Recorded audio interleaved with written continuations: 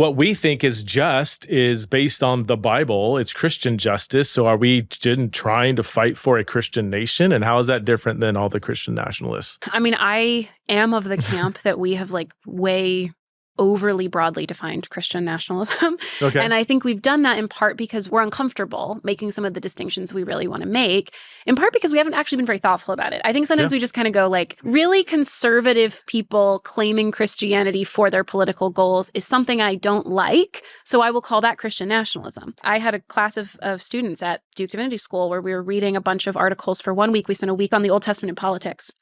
And all of the articles were about conservative evangelicals in America's history going to the Old Testament for not working on Sundays, for prohibition, for whatever.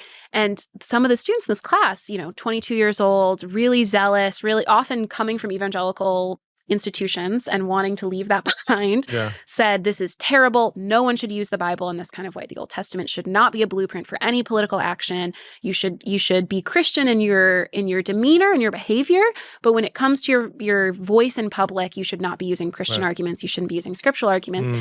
And I said at the beginning of class, like, I want us to put everything we say about this through the lens of, does this make sense of the civil rights movement? I was just going to say.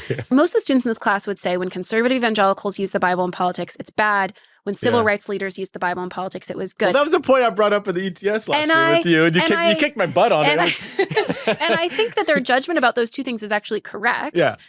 But we're not thoughtful in why. Yeah. And so we end up basically saying when people use the Bible for political things I don't like, it's Christian nationalism. And when people use the Bible for political things I do like, it's good, faithful political theology. And what I instead want to say is we should bring the full strength of Christian convictions to public life. And we should not be afraid to say, when I advocate for more compassionate immigration policies, I'm not doing it just because I think that's nice or that it's good for the country. I'm doing it because I think this is not just that God has said individuals should care for immigrants. I think God in the Old Testament has said nations are judged by how they treat foreigners. And I live in this nation and my lot is bound up in it. And I both want that for the sake of those individuals. And I want us to be the kind of nation that operates the way God has described nations should operate. And I don't think I should hide that. I also don't think that I should treat that argument like a trump card against any other kind of argument that can be made in public.